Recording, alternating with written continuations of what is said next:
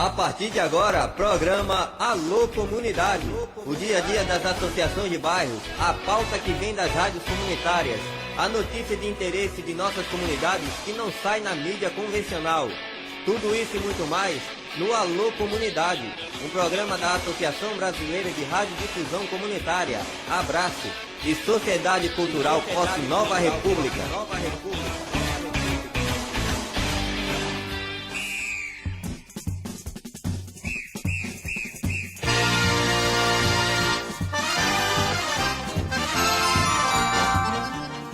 Boa tarde, são 14 horas e 2 minutos, começando o Alô Comunidade número 45, em 28 de abril de 2012. Meu nome é Adriana Felizardo e hoje se comemora o Dia da Educação, o Dia Nacional em Memória das Vítimas de Acidentes e Doenças do Trabalho e o Dia da Sogra.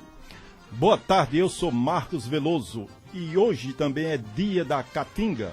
No Alô Comunidade de hoje vamos mostrar a música do maestro Pedro Santos e Júnior Tagino.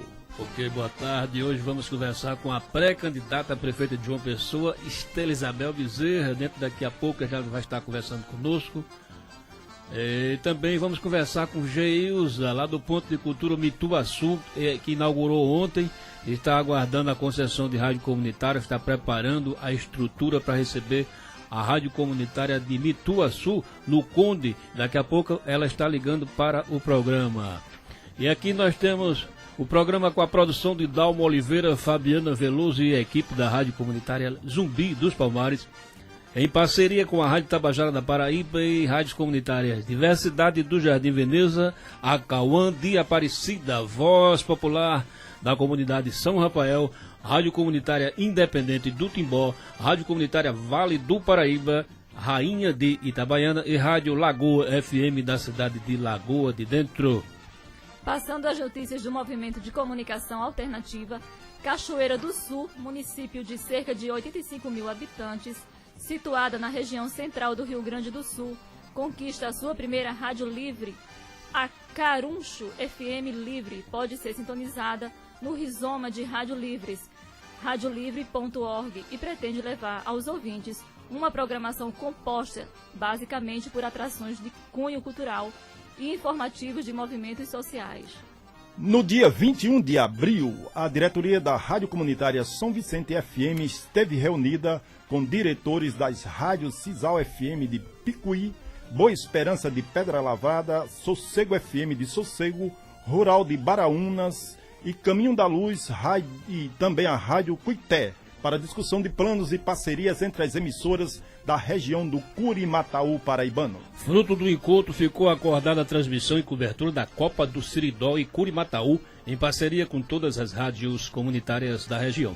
A Copa começa no dia 6 de maio. Também ficou definida a retransmissão do programa Fala Paraíba, que estreou no dia 23 de abril ao meio-dia na Rádio Comunitária São Vicente FM, conforme informações dos diretores Paulo de Oliveira, Sebastião Barbosa e Etânio Fernandes, diretor de programação. A Rádio Comunitária Zumbi dos Palmares entrará em contato com as emissoras co-irmãs do Curimataú para também celebrarem parceria para a produção conjunta do programa Alô Comunidade.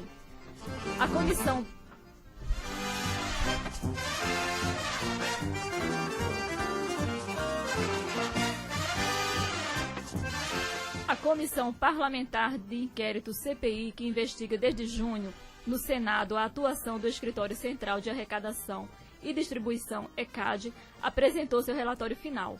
O documento divide-se em duas partes, uma punitiva e outra propositiva. Veloso.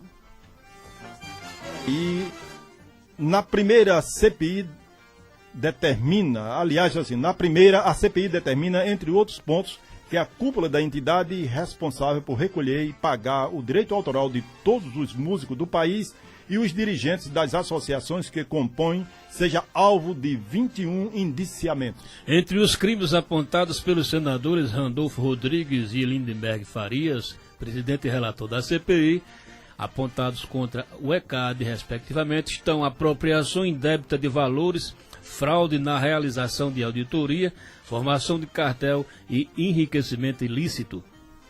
Como se sabe, a ECAD é aquela entidade que vive infernizando as rádios comunitárias e rádios poste, cobrando direitos autorais de quem não tem finalidade lucrativa e repartindo muito mal o que arrecada.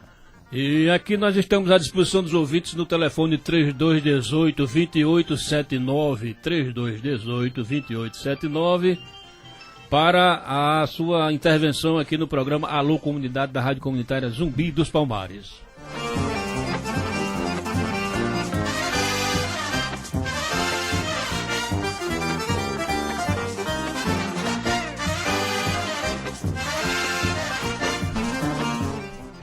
Nós estamos, o nosso telefone é 3218-7918, não é isso? 3218-7928, 7928, você liga para cá para intervir nos assuntos que a gente está colocando. E vamos à primeira sonora do programa, né? Qual é que nós temos? Faixa 6 aí, música popular paraibana de qualidade, a primeira sonora aqui do programa Alô Comunidade de hoje, edição número 45. Quem é que vai cantar? Adeildo Vieira. MPPQ, música popular paraibana de qualidade.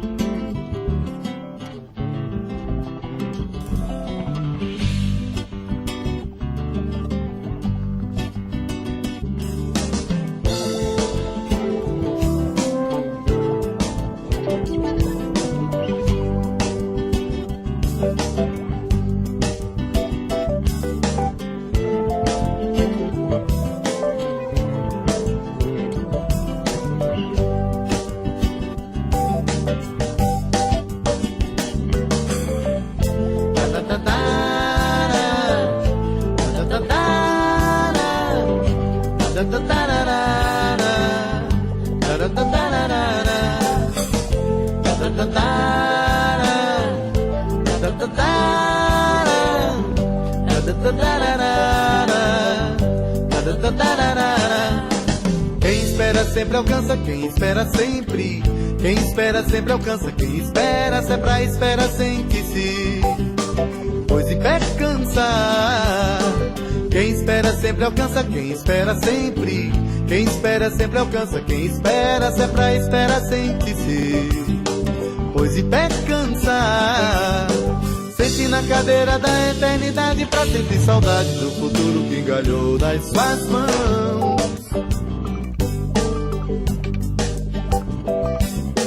Vê se vira a folha da paisagem, ou tente uma viagem adubando a raiz dos seus pés. Se Maomé subiu a montanha, sem medo, sem culpa, sem manha, viva os pés de Maomé, viva os pés de Maomé. Se Maomé não topou a façanha, lhe botaram a andar já na montanha, viva a fé de Maomé, viva a fé de Maomé. Se Maomé subiu a montanha, sem medo, sem culpa, sem manha, viva os pés de Maomé, viva os pés de Maomé. Se Maomé não topou a façanha, lhe botaram a andar já na montanha, viva a fé de Maomé, viva a fé de Maomé.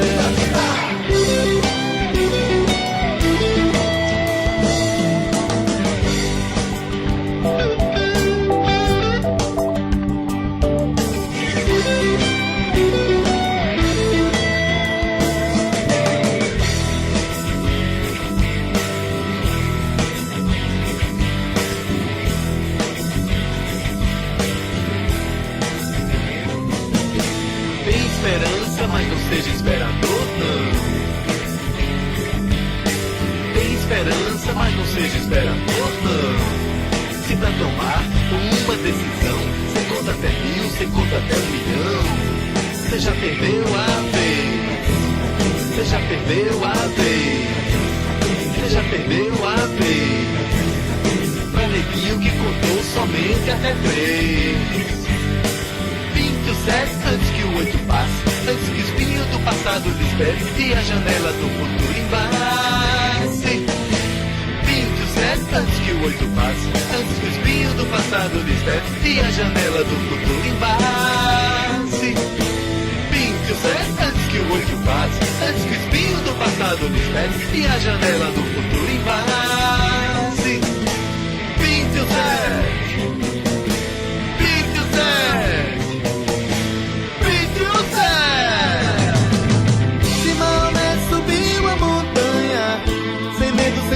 Sem manha, viva os pés de Maomé, viva os pés de Maomé. Se Maomé não topou a façanha de botar Andajá na montanha, viva a fé de Maomé, viva a fé de Maomé. Se Maomé subiu a montanha, sem medo, sem culpa, sem manha, viva os pés de Maomé, viva os pés de Maomé. Se Maomé não topou a façanha de botar Andajá na montanha, viva a fé de Maomé, viva a fé de Maomé.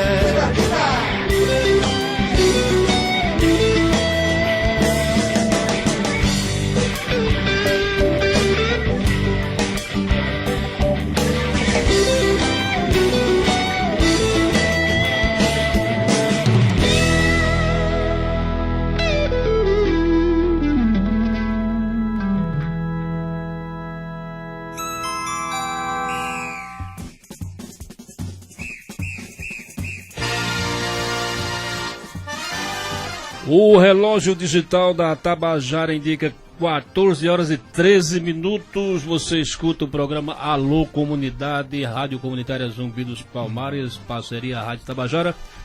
E o nosso alô de hoje vai para Jandira Lucena, vai para Carlos Sander, da Rádio Comunitária Rainha FM de Itabaiana. E também um alô para Franklin Jerônimo, do Jardim Veneza. Um alô para Lenilton, lá da Rádio Comunitária Diversidade do Jardim Veneza. Um alô também especial para o povo guerreiro lá do Jardim Veneza, que luta pela sua rádio, meu compadre Marcelo Ricardo, meu compadre Douglas, Ricardson Dias e Josué Barriga de Mel, com o seu irmão Marcos, nosso ouvinte de todos os sábados.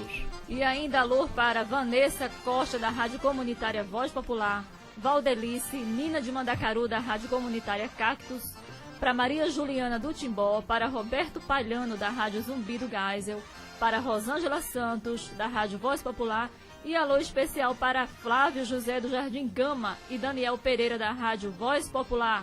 O meu alô também para Kaline Ceci e Maxwell, lá no Valentina Figueiredo. O meu alô para Gilberto Júnior, o poeta do Cristo Redentor. Para Marcos Antônio Amaro, da Casa Branca, em Bahia. Catiúcha Maria, da Rádio Fala Garotada. E o meu companheiro Elton Costa de Cabedelo. Peraí, só um minutinho, Fábio. E nós estamos aqui com o nosso companheiro Jacinto, e ele tem uma notícia de Mamanguape para nós. A Superintendência Regional do INCRA na Paraíba, a EMATER e o Exército Brasileiro estão realizando o reflorestamento de áreas degradadas nos assentamentos da Reforma Agrária Margarida Maria Alves II e Maria da Penha, que ficam no município de Alagoa Grande, na região do Brejo, a 107 quilômetros de João Pessoa. Segundo o superintendente regional do INCRA, Lenildo Moraes, a ação faz parte de uma das atividades da Semana do Exército. A unidade do tiro de guerra, que fica em Alagoa Grande, colocou 40 soldados para trabalhar no replantio de mudas de árvores nativas, doada pelo campus da Universidade Federal da Paraíba, o FPB, em Areia. A ação começou no dia 20 deste mês e não tem data para terminar, disse o superintendente. Pois é, e agora vamos colocar uma sonora com a entrevista com Alexandre Reis. Alexandre Reis, que é diretor de proteção do patrimônio afro-brasileiro da Fundação Palmares, lá de Pernambuco, do Ministério da Cultura, que participou ontem do seminário sobre o Programa Nacional de Cultura Afro-Brasileira no auditório do Sindicato dos Telefônicos. Vamos soltar a sonora. Giro Comunitário, uma viagem através das ondas das rádios livres e comunitárias. Alex, qual é a importância desse tipo de evento que você participou hoje aqui em João Pessoa? Primeiro, ele acaba envolvendo a sociedade civil, o poder constituído, o governo do estado, o governo do município, para avaliar o que se está se fazendo e para também propor ações no sentido de aprimoração de política, de execução de política e de atender necessidades prementes das comunidades negras, aquilo que realmente afeta o desenvolvimento cultural, o desenvolvimento social e político dessa comunidade. Então, essa atividade tem essa primeira importância. A segunda é que fortalece muito o papel da Fundação Cultural Palmares. A Palmares precisa cada vez mais estar próximo da sua demanda, da sua comunidade, das suas ações. Então aqui nós podemos falar da capoeira, que é uma manifestação, um patrimônio cultural afro-brasileiro de muita importância para o Brasil, e a Palmares precisa avançar no sentido de garantir preservação e promoção para os mestres tradicionais da capoeira, garantir política de salvaguarda para os grupos de capoeira no Brasil, e isso é importante. Segundo, essa ação também nos aproxima das comunidades de terreiro. Aqui na Paraíba tem comunidade de terreiro bastante organizada, que recebem política pública do governo federal, e foi muito bom essa participação aqui hoje, no sentido de que saber que os terreiros aqui estão num trabalho de mapeamento do seu patrimônio cultural, de apresentação das principais ações de reforma, regulação fundiária, regulação jurídica, reconhecimento das orixás, babalorixás. Então isso foi muito importante aqui nesse trabalho. Então, no conjunto, o encontro ele mostrou que o estado da Paraíba, aqui na condução na área de cultura, por nosso compositor, mestre, um grande gênio da música brasileira, Chico César, tem centralidade na promoção da igualdade racial e na promoção da cultura afro-brasileira. Então foi um evento bastante positivo e que nos obriga, nos coloca na responsabilidade de voltar e fortalecer essa articulação. Em relação ao programa nacional, quais são os eixos principais que você poderia destacar que a Paraíba pode inclusive estar se apropriando imediatamente dessa proposta que vem do governo federal? Dalmo, você na sua intervenção, você colocou muito bem 4 eixos importantes da política nacional que deve ter impactos e que precisam ser articulados aqui no estado da Paraíba, que é a produção, a distribuição e a preservação cultural no Brasil e na Paraíba. Esses eixos são articulados, são entrelaçados. Então aqui é importante a gente avançar na política de preservação das manifestações, dos saberes, dos lugares, dos espaços especiais e do patrimônio e dos bens culturais afro-paraibano. Então isso é muito interessante. Bem como é necessário que os produtores culturais, os grupos que produzem cultura e preservam a cultura aqui da Paraíba, tenham acesso a uma série de formas de políticas públicas, através de editais, através de ações que capacite as pessoas que trabalham com cultura, que gerem renda e que garanta a expansão da economia da cultura, que garanta a expansão e fortalecimento da economia criativa. Alex, do ponto de vista da cultura, qual você vê a manifestação específica ou pontual aqui da Paraíba que mereceria um tratamento diferenciado, um tratamento especial para fazer um destaque aí também no plano nacional ou até mesmo de uma visibilidade para essa manifestação cultural? A Paraíba é um estado muito rico, com uma diversidade cultural muito forte, marcante em nosso país. Eu destacaria dessas manifestações, você tem todo o trabalho aqui da cultura tradicional, da cultura popular, que está aqui em João Pessoa, mas nas cidades do interior do estado. Destacaria aquilo que nós precisamos tratar com as comunidades quilombolas, que são grupos tradicionais que o Estado no passado deu tratamento diferenciado, discriminatório e até de perseguição. Então é necessário hoje garantir a preservação e a promoção da cultura desses grupos quilombola. É também importante fazer isso com o terreiro. Mas acho importante que na área da música, na área de teatro, na área de cinema, que tem uma importância muito grande na formação da sociedade, na produção da conscientização coletiva, que o Estado, o governo federal possa investir nisso, possa investir nessa área, que são áreas fundamentais aí da manifestação, da fruição da cultura afro-brasileira. Agora, qual é o recado que você daria para as comunidades afro-paraibanas para procurar a Palmares para algum tipo de parceria, Alex? Qual é a porta de entrada, qual é o passo inicial? A Fundação Cultural Palmares, ela trabalha com o fomento da cultura afro-brasileira. Então, nós estamos agora focando no cumprimento das ações estabelecidas no Plano Nacional de Cultura. Então, tem metas já especificadas, determinadas no PPA e também no orçamento já definido. Então, essa é uma área. Nós pretendemos agora, até junho, lançar nossos editais para acesso a esses investimentos. Nós também temos a ação no sentido de proteção e promoção do patrimônio cultural quilombola e da comunidade terreiro. Então, nós estamos lançando 2 projetos importantes. Um é o projeto Quilombo Cultural, que visa preservar o patrimônio, fazer o mapa do patrimônio cultural das comunidades quilombolas no Brasil e inclusive aqui no estado da Paraíba. Também capacitar e fortalecer associações e empreendedores quilombolas, né, na sua produção, escoamento e distribuição da economia da cultura quilombola. Isso é importante. Temos também um projeto Terreiro Cultural, que é um projeto que nós estamos já dialogando fortemente com o Ministério da Cultura, no sentido de garantir a capacitação, a regularização fundiária, a regulação jurídica e de algumas associações, bem como acesso a fomento e as manifestações culturais do terreiro. E isso através de uma ação que nós estamos fazendo, que vai ser fundamental, que é o cadastro eletrônico das comunidades de terreiro no Brasil. Nós precisamos saber as condições de acesso à política pública das comunidades de terreiro no Brasil, e a Paraíba é importante nessa estratégia. Ok, obrigado. Valeu. Você está ouvindo o programa Alô Comunidade. Doença falsa.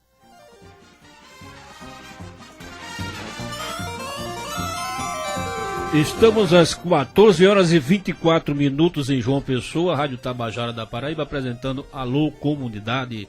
E aqui no estúdio, nosso companheiro Dalmo Oliveira está aqui dando apoio no estúdio, está doente, vítima da gripe coletiva que afetou todo mundo aqui, né? Jacinto Moreno está aqui filmando aqui o programa, documentando. Fabiana Veloso, sua filha, a menina Carol, que é filha de Adriana, está toda a família aqui do Alô Comunidade reunida hoje aqui, tá certo? E vamos continuar nas notícias do movimento Rádio Comunitária. Marcos Veloso. Rádio Comunitária recebe votos de aplausos de deputado da Paraíba. A Rádio Comunitária Rainha FM recebeu homenagens do deputado estadual Doda de Tião na Assembleia Legislativa do Estado da Paraíba. O voto de aplauso aprovado por unanimidade destaca o programa Jornal da Cidade com Josemar Tavares e Valmir Pereira, abordando problemas da comunidade lá em Itabaiana. Nossos cumprimentos aos companheiros Josemar Tavares e Valmir Pereira e o nosso companheiro Andrade, que é o diretor-presidente da Rádio Comunitária Rainha FM. Padres se metem em confusão com rádios comunitárias. Gente, o padre Alberto Ferreira é um mentor e dirigente da Rádio Comunitária Universitária FM em Aragaças, Goiás, na divisão com Barra do Garças, em Mato Grosso. A emissora agardecense foi a primeira comunitária a entrar no ar no Araguaia em 99 e depois foi fechada por 10 anos, tendo a licença provisória suspensa, fato que o padre atribuiu à perseguição sofrida por ele de políticos influentes do local. Pois aí o vigário é uma figura polêmica que se lançou pré-candidato a prefeito em Aragaças pelo Partido Comunista Brasileiro e usa a rádio para fazer seu proselitismo político e religioso. Recentemente, o padre Alberto se envolveu em nova polêmica, desta vez com a Câmara de Vereadores, que aprovou moção de repúdio contra Conta ele por ter sido criticado o secretário de saúde local, Vladimir Marcelo, insinuando que o mesmo é gay. O padre Alberto usou termos pejorativos contra o secretário de saúde, Vladimir Marcelo. Fez a cobra sumir. Essa gentinha é desse jeito. Até a classe LGBT se sentiu ofendida, disse o vereador Marcelo de Sá, o qual registrou ocorrência na polícia. Outro padre está na mídia alternativa como personagem ligado à rádio comunitária. A Rádio Comunitária Catedral FM, emissora ligada à Associação Renovação Carismática Católica Cristo Rei, que se mantinha no ar através de uma liminar concedida pela Justiça Federal, saiu do ar na semana passada, depois que fiscais da Anatel estiveram na cidade para fiscalizar a emissora, isso na cidade de Ipu, lá no Ceará. A Rádio Comunitária Catedral FM foi fundada no ano de 1998 pelo pároco da época, Monsenhor Francisco Ferreira de Moraes. Em 1999, foi protocolado junto ao Ministério das Comunicações um pedido através da Associação da Renovação Carismática Católica Cristo Rei. Pelo fato de existir a palavra católica no nome da associação, inviabilizou a homologação da rádio. Porém, advogados da paróquia entraram na Justiça Federal com pedido de liminar, que garantiu o funcionamento e existência da emissora no ar até hoje. E passando ao segundo artista paraibano do MPPQ de hoje, trazemos Júnior Targino. São 14 horas e 28 minutos. Júnior Targino é da terra de Chico César, lá de Catolé do Rocha, no sertão da Paraíba, músico com formação acadêmica. Júnior Targino é filho de maestro e pistonista do período de ouro do rádio paraibano. Com vocês, a simplicidade sertaneja de Júnior Targino e a música Dança Menino Dança.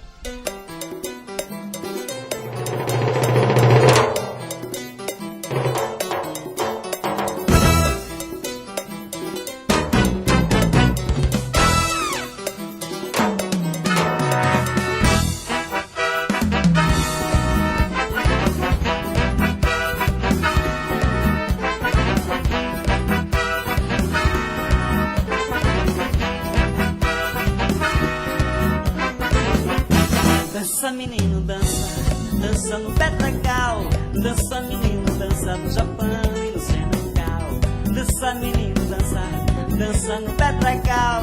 Dança menino, dança no Japão e no Senegal. Dizem que pau é pedra, dizem que pedra é pau. Quem cala que sente a fala, quem vive é o gênero da banda, da dança, da dança, da banda, da banda, da dança, da dança, da banda.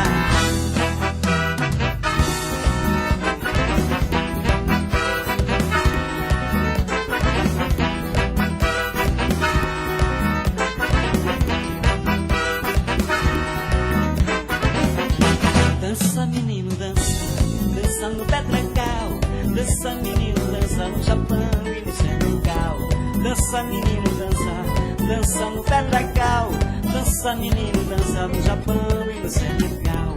Dizem que pau é pedra, dizem que pedra é pau. Quem cala que sente a fala, quem grita é o gênero da banda, da dança, da dança, da banda, da banda, da dança, da dança, da banda.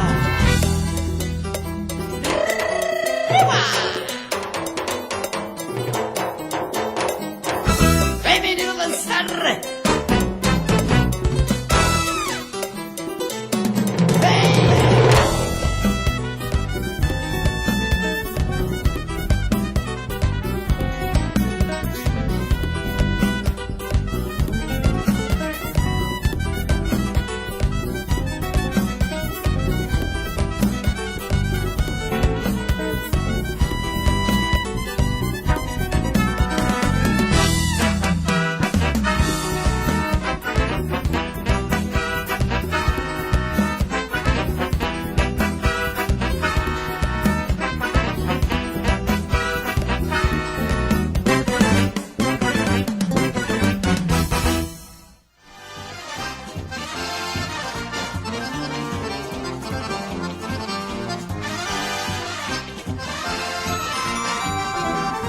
No relógio digital da Rádio Tabajara da Paraíba, estamos às 14 horas e 32 minutos aqui no estúdio com Estela Isabel Vieira, que é uma das...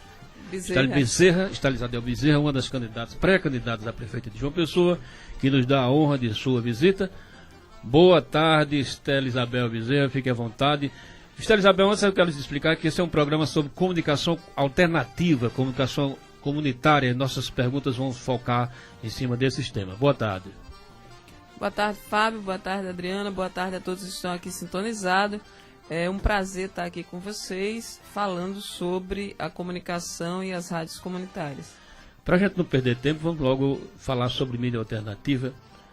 Nós temos os blogs, as rádios comunitárias, e a gente sabe que essa mídia tem um papel muito importante na comunicação da nossa cidade, as rádios postes, os jornais de bairro.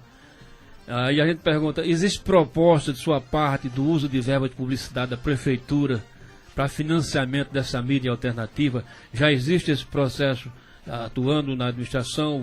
Como é que você pensa no seu plano de governo nesse sentido? Hoje já funciona, né? Hoje já tem uma parte das mídias comunitárias e alternativas, na verdade no conceito de alternativa, que recebem incentivos da Prefeitura Municipal de João Pessoa, e numa gestão em que eu esteja à frente, essa ação será intensificada. Principalmente porque eu penso que a rádio comunitária e a comunicação comunitária, ela fortalece a identidade, principalmente aquela que se dedica a isso, fortalece a identidade da comunidade e pode servir como um catalisador da produção, que eu considero a produção boa da comunidade, que não consegue aparecer na grande mídia.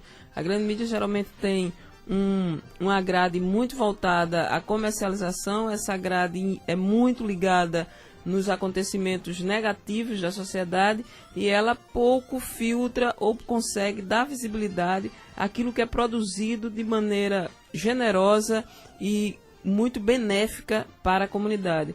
A rádio comunitária e as mídias alternativas, quando elas têm vínculo de fato na região e na área onde ela atua, ela consegue potencializar e positivar a identidade de uma comunidade. Estela Isabel, qual é a comunidade a qual a senhora pertence aqui na cidade? Olha, eu posso ser considerada já uma cidadã pessoense, transitei por várias comunidades aqui em João Pessoa. Eu sou nascida em Jaguaribe, morei no bairro da Torre e passei minha juventude e minha adolescência no bairro do José Américo, onde eu me constituí enquanto sujeito político, no período mais importante da minha identidade política, eu estava e atuava no José Américo. Sempre fui uma ativista das causas mais identitárias do que regionalizadas no território. Então, como eu defendi as causas estudantis, que é universal, as causas da cultura, que é universal, e das mulheres, que é universal, eu posso me considerar uma cidadã legitimamente pessoense, numa comunidade tribal, mas universal. O ex-prefeito Ricardo Coutinho, o atual governador, ele apresentou um projeto de lei municipalizando a concessão de rádio comunitária aqui em João Pessoa. Isso foi uma matéria que a gente discutiu muito e tirou do Fórum Permanente de Mídia Alternativa que existia aqui em João Pessoa antigamente. A proposta foi contestada na Justiça pela grande mídia e até hoje dorme nos tribunais, a gente aguarda. E a pergunta, a senhora poderia retomar esse diálogo com a rádio comunitária para ver uma possibilidade de permitir a existência de verdadeiras rádios comunitárias na cidade? Quer dizer, e outra, a senhora se comprometeria com a criação do nosso Conselho Municipal de Comunicação paritário e após amplo debate com a sociedade organizada? Sim, com relação ao Conselho, certamente, porque, na verdade, dentro da atuação do município de João Pessoa, eu estruturei vários conselhos diretamente, assim. Alguns dos conselhos que foram estruturados no município de João Pessoa nessa gestão contaram com a minha contribuição, a exemplo do Conselho da Juventude, o Conselho da Transparência Pública, que é um mecanismo inovador, o Conselho dos Direitos Humanos e o Conselho da Comunicação seria importante e fundamental, eu acredito nisso. A primeira conferência de comunicação eu também participei dela, eu defendo a democratização dos meios de comunicação e serei uma defensora da criação desse mecanismo. Agora, com relação à legislação, eu acredito que as rádios comunitárias precisam e devem fazer um trabalho dirigido ao legislativo, porque aquela casa hoje consta com uma matéria lá que precisa tramitar e é preciso que os agentes do Legislativo colaborem com o seu papel e cumpram o seu papel. Então, não acredito que uma ação só do Executivo possa ser dado andamento. Existe hoje uma matéria no Executivo e as rádios comunitárias devem e precisam atuar como controladoras e com o seu poder de lobby junto àquela casa de Napoleão Laureano, que é uma casa do povo e que precisa também atender aos anseios e à demanda da sociedade. 14 horas e 37 minutos. Estela, boa tarde. A rádio da cidade de João Pessoa, a emissora da prefeitura, tem projeto para entrar no ar? Boa tarde, Adriana. Não, no momento não. A gente inclusive, uma das coisas que pode ser discutida, não está no nosso plano de governo, a rádio de João Pessoa. A gente tem a Rádio Tabajara, que tem no estado, é estatal e ela tem um poder e cumpre um papel. Nós precisamos fazer com que a TV universitária tenha uma grande produção e não necessariamente está nos meus planos ou nesse momento eu tinha pensado na questão da rádio, mas é um diálogo que pode ser aberto. Notícia de Pernambuco: a Associação Brasileira de Radiodifusão Comunitária de Pernambuco caminha para uma parceria jamais vista em Pernambuco com a Faculdade Osman Lins. Dessa forma, torna-se a primeira instituição de ensino superior a fechar uma parceria com a entidade. O documento deve ser assinado em breve pelo diretor pedagógico da faculdade, professor Périx Astragésimo, e pela diretoria executiva da Associação Brasileira de Radiodifusão Comunitária de Pernambuco. E a nosso abraço aqui na Paraíba, a gente espera que também abrace essa ideia. Quando é que a gente vai ter capacitação? Quando é que os companheiros vão se capacitar, os radialistas comunitários? Dalmo Oliveira, que está aqui conosco, quando ele recuperar a fala, ficar melhorzinho, ele vai aqui explicar essas histórias para a gente aqui. Estela Isabel Bezerra, nós estamos conversando com a pré-candidata a prefeita de João Pessoa pelo Partido Socialista Brasileiro. A TV da Prefeitura tem feito um diálogo com as mídias alternativas para adquirir conteúdo. E outra, a TV da Prefeitura tem feito capacitação com ONGs do setor para melhorar a qualidade dos produtos e veicular esse conteúdo produzido aqui em João Pessoa pelas produtoras, digamos, alternativas. Como é que você veria uma parceria desse tipo? Com muito bons olhos. Acho que a produção de mídia, quando a gente fala de vídeo e televisão, elas se proliferaram muito, mas ainda carecem de muita qualidade. A TV avançou muito em termos de qualidade digital e de emissão de sinais. A TV tem se voltado muito a produzir uma grade voltada à educação. A TV é ligada à rede de educação do município. Ela tem se voltado a reproduzir aquilo que é constituído na pedagogia e na ação da educação no município e muito a cultura. A produção alternativa de vídeos e TVs também veiculam, né? Algumas produções de vídeos locais, elas veiculam na grade da Prefeitura Municipal de João Pessoa. Agora, a própria TV, a TV Cidade, ela necessita de mais incentivos para a sua produção estrutural. Gilson Renato esteve à frente até recentemente, agora Juliana pega a direção da TV e o meu sentimento e a minha vontade é que a TV tenha uma pujança muito maior do que ela tem hoje. Eu sou uma profissional de comunicação, acredito que a TV tem um papel diferenciado dentro da grade das produções locais e ela precisa e deve dialogar com a produção local.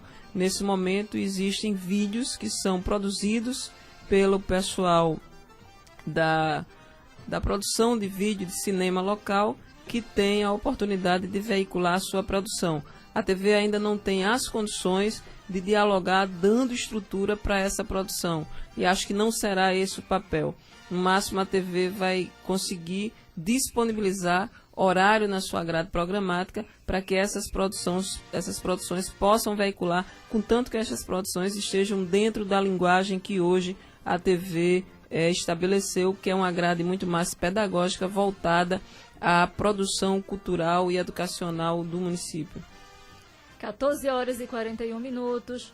Estela Isabel, a TV da Prefeitura tem um bom conteúdo, mas só pode ser acessada pela TV a cabo. Quando teremos no canal aberto? Essa é uma discussão. Existe uma possibilidade grande da TV adquirir a concessão de canal aberto e essa será uma das ações que eu considero prioritária no nosso governo.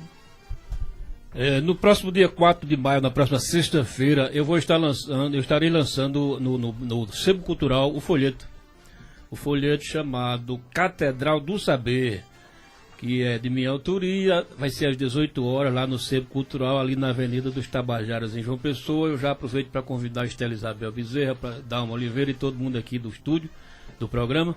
O folheto de cordel Catedral do Saber, que eu fiz, é uma homenagem que eu fiz à livraria Sebo Cultural do meu compadre, meu amigo Heriberto Coelho, o cara que consegue se dar bem vendendo livro usado aqui em João Pessoa, que é um fenômeno, né?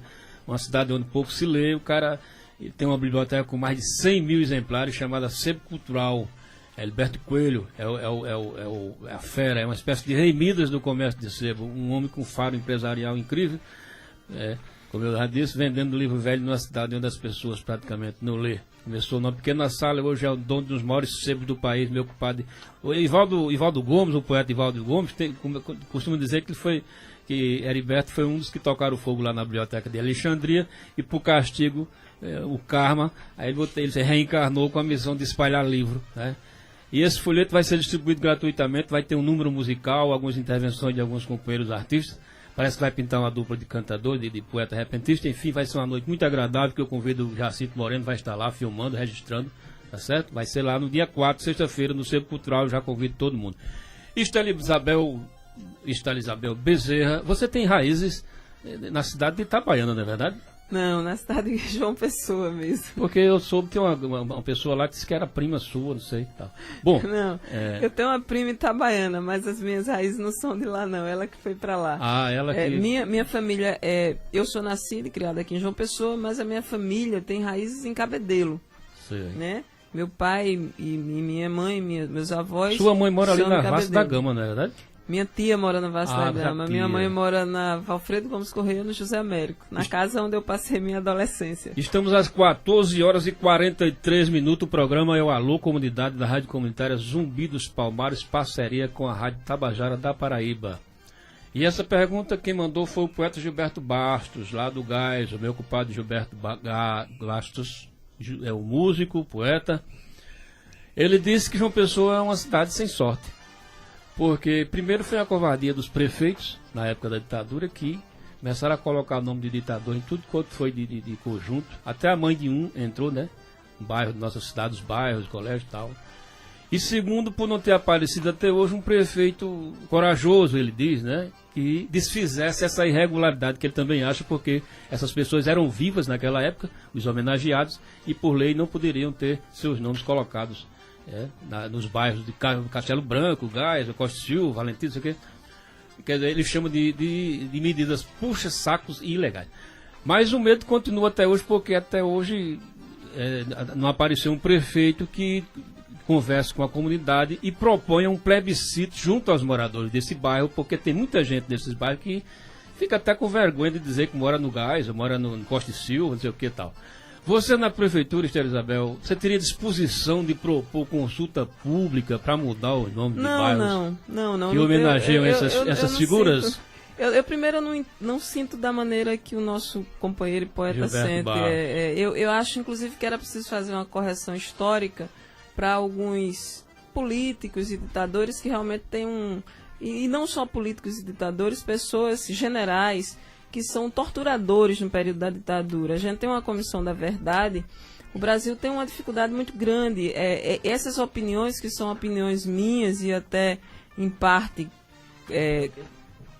compartilho com o nosso companheiro, elas não são de poder popular, elas não são disseminadas pela opinião pública. Essa é uma coisa muito importante fazer, porque os ativistas precisam ganhar a opinião pública. Eu que sempre defendi causas muito difíceis, eu sei exatamente o que isso significa.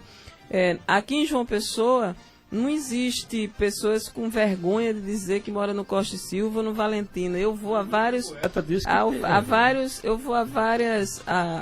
plenárias populares, e nessas plenárias as pessoas se identificam quando vindas do bairro, às vezes nem conhecem, nem faz a relação entre o bairro e o presidente, se o presidente era da ditadura ou não era da ditadura. Eu estou falando uma coisa que é real na minha cidade, porque eu conheço a opinião popular e conheço o nível de consciência política da nossa cidade. Então, existem muitas pessoas que dizem que estudam aqui no Castelo Branco, bem pertinho daqui, na escola Garrastazu Médici. Parte do alunado, eu tive na audiência, eu perguntei ao alunado se eles sabiam quem era Garrastazu Médici. Eu estava falando com estudantes do ensino médio. E eles disseram, é um presidente. Eu disse, vocês lembram de que ano? Sabe qual foi o papel desse presidente? Um dos mais difíceis da ditadura foi o Garrastazu Médici.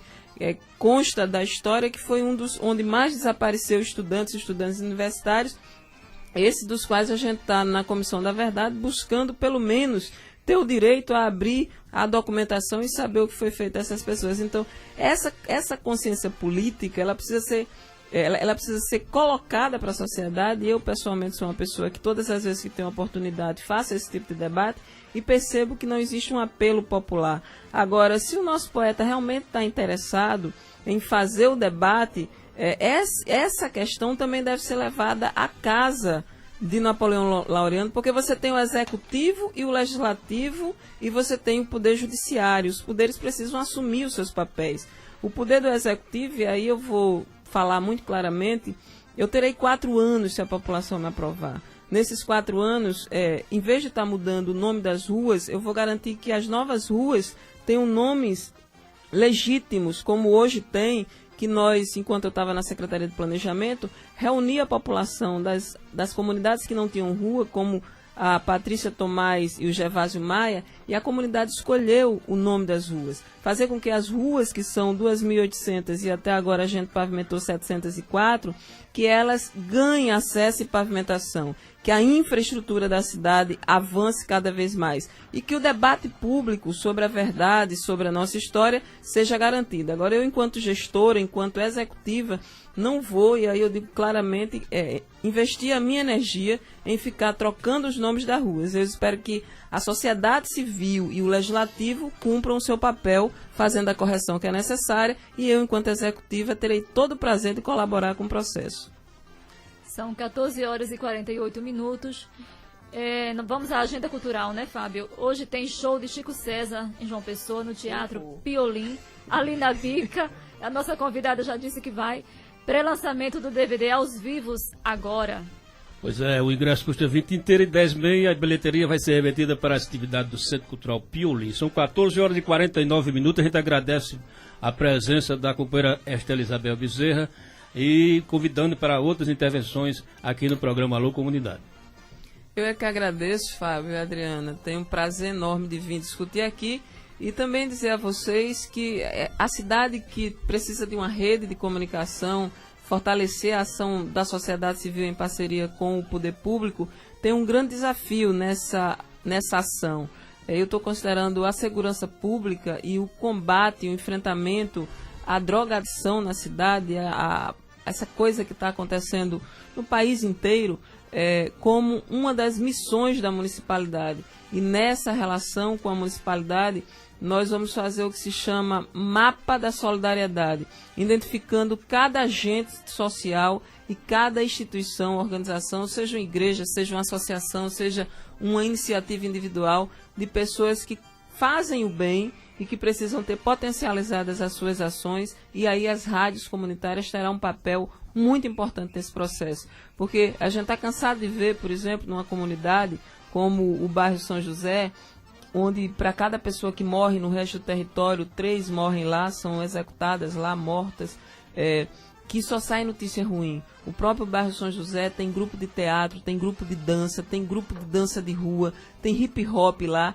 e a própria comunidade e a cidade não tem conhecimento dessa produção benéfica e generosa que cada comunidade dessa tem. Então, uma rádio comunitária, uma rádio alternativa, ele tem o compromisso, potencializando a sua ação em parceria com a Prefeitura Municipal de João Pessoa, de veicular esse bem e esse patrimônio cultural de que cada comunidade tem. Cansada de ver as coisas negativas como se fosse a única coisa que a gente produz na nossa cidade.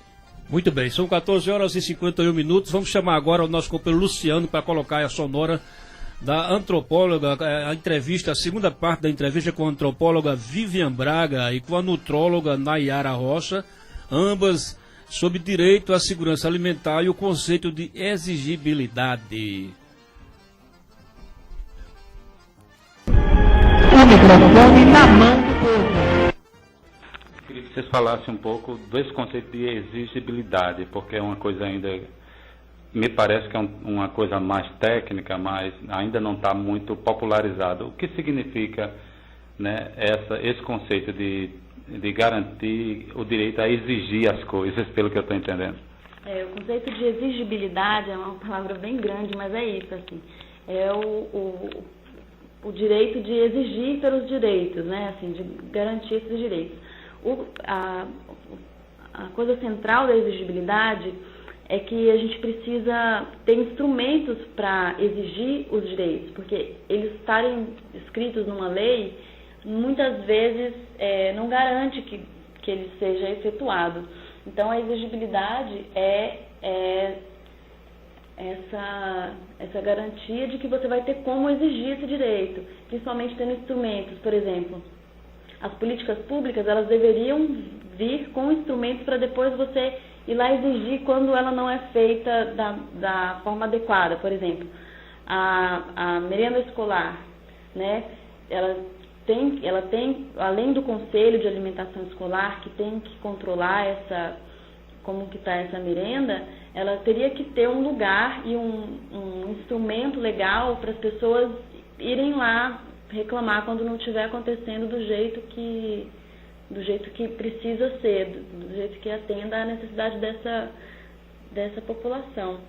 Então, a exigibilidade é isso, é o poder, a capacidade de exigir e que tenha instrumentos para se exigir isso, instrumentos concretos que o Estado tem que construir. A BRANDEH tem um pouco um trabalho na construção de alguns desses instrumentos, dentro do Conselho Nacional principalmente, que tem desenvolvido alguns instrumentos para monitoramento dessas políticas, e dentro desse monitoramento tem que ter instrumento para se exigir o bom funcionamento da política. O próprio espaço do Conselho, né? A instituição de conselhos para fazer o acompanhamento, o monitoramento da política, ele já é um desses mecanismos, ele já pode ser interpretado como um mecanismo de exigibilidade, né? E você pode, com criatividade também, criar outros mecanismos, né? Hoje em dia você tem algumas cidades, alguns 0800, alguns números onde você pode ligar para denunciar casos de violação do direito humano à alimentação. Isso também pode ser um mecanismo, né? Um pouco para exemplificar. E essas ações que têm um caráter mais progressista, de você abrir uma ação contra o Estado, né? Muitas vezes aquilo, em algumas situações, pode até se voltar contra, né, a comunidade que está abrindo o processo, em situações onde o Estado é muito concentrador de poder, né, e pune as pessoas que enfim, atuam dessa maneira. Então, é um campo que ainda está muito aberto, muito novo, assim, né? Esses mecanismos estão sendo construídos a partir do entendimento de que sem participação popular você não tem como avançar na construção das políticas públicas, né? E no campo da segurança alimentar isso é ainda mais notável, porque o que a gente vê hoje é uma lei, né, muito avançada. Você tem espaços de diálogo que também estão dentro de um contexto muito inovador, assim, se comparado com outros países, né? E muito do que se avançou conceitualmente e na prática da política e na própria formulação das políticas, né, é fruto da participação social. Então, por exemplo, quando a gente fala da importância do SISAM, que é esse Sistema Nacional de Segurança Alimentar e Nutricional, é justamente pelo caráter que ele tem de inovação e de participação da sociedade na sua formulação, né? Assim, o Brasil ele tem um histórico de sistemas, né? Tem o SUS, tem o da assistência social também, mas o campo da segurança alimentar ainda é muito recente e todo o sistema ele vem sendo construído a partir do entendimento de que a participação social é determinante para você, de fato, adequar aquela política à realidade brasileira, que é super diversa, né? Uhum. E eu acho que é interessante também ressaltar, que eu acho que tem a ver com a pergunta inicial que você fez, assim, no sentido da atuação política da BRANDEH, para além, né, daquilo que se coloca como missão mais relacionada às suas ações, como essa aqui do curso à distância, né, esses dois casos que a BRANDEH teve uma ação. A BRANDEH ela tem hoje também um compromisso muito grande com o processo de implementação do SISAM, porque ela, junto com outras organizações de sociedade civil, né, junto ao Fórum Brasileiro de Soberania e Segurança Alimentar, né, que eu já mencionei aqui, e também dentro do Conselho, são responsáveis tanto pela Lausanne, pela aprovação da Lei Orgânica de Segurança Alimentar, em 2006, a instituição do CISAM, né, em seguida, e também a incorporação do direito humano à alimentação na Constituição Federal, que não tinha, né, que também é a ação, o Conselho teve um papel protagonista nisso, né, e a BRANDEH tem uma vocação também para atuar nesses espaços, articulada com outras organizações que também têm o tema da agenda da segurança alimentar como foco das suas ações, né. E o CISAM, né, toda a arquitetura do sistema, ele dá um pouco de concretude também ao debate sobre o direito, né, porque também não adiantaria a gente ter o direito lá na Constituição Federal, não adiantaria a gente ter uma lei orgânica se a gente, enquanto sociedade, enquanto população, não tivesse um sistema. O que é o sistema? O sistema nada mais do que, além das leis, um conjunto de políticas que responde, né, a essas leis que foram aprovadas recentemente. Em relação a essa questão da participação, do controle social, da participação social na cobrança da política, né, qual é a recomendação que vocês fazem para uma comunidade, um grupo vulnerável na questão da segurança alimentar? Uma recomendação prática, né? Quais são os primeiros passos para tentar resolver a situação específica, né, da fome, da vulnerabilidade alimentar e coisa e tal? Qual seria esse aconselhamento imediato que a gente poderia dar para uma comunidade nessas condições? E junto a essa pergunta, uma outra do ano eleitoral. Esse ano a gente vai ter eleições, e são eleições básicas, as eleições dos vereadores, né, onde a política acontece. O que é que vocês estão recomendando para uma plataforma, vamos dizer assim, dos candidatos, dos partidos e coisa e tal? Primeiro, assim, a gente entende que todos esses processos eles não podem acontecer isoladamente, né? Assim, no sentido de que a participação ela começa desde a família, né, a comunidade, a cidade, o Estado, ela vai um pouco nessa linha. Então, primeiro as pessoas têm que se unir de alguma forma, né? Se as comunidades, se as famílias estão isoladas, estão passando por fome e situações de privação, e não só no campo da alimentação, porque normalmente quando a alimentação falha é porque muitas outras coisas em torno dos direitos já falharam também, né? Então, a primeira coisa é se unir, a segunda coisa é se informar, né? Se informar a partir da realidade da sua localidade, né? Informar quais são as leis, se existe conselho, se não existe, né? E aí, se existe conselho, ir atrás do conselho, né? E provocar o conselho para olhar para esses mais excluídos que estão dentro das comunidades passando fome, né? Em situação de vulnerabilidade múltiplas, né? Normalmente. Então...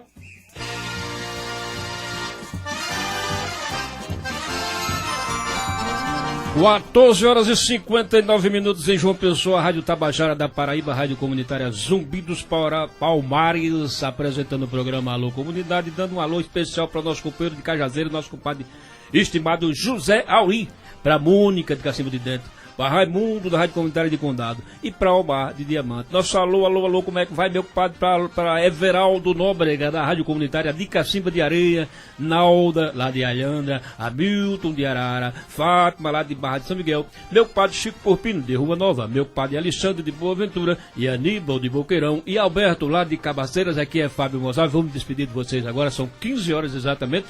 E esperando estar com todos vocês no próximo sábado às 14 horas no Alô Comunidade. Adriana Felizardo, Marcos Veloso. É isso aí, Fábio. Agradecer a Luciano Júnior na mesa de som, o apoio de Fabiana Veloso, Dalma Oliveira, Júlia, Carol, Jacinto Moreno, a Marcos Veloso e a Fábio. E a você, ouvinte, um abraço e até sábado que vem. Tchau. A vocês, ouvinte, muito obrigado, e no próximo sábado estaremos aqui de volta com mais um Alô Comunidade.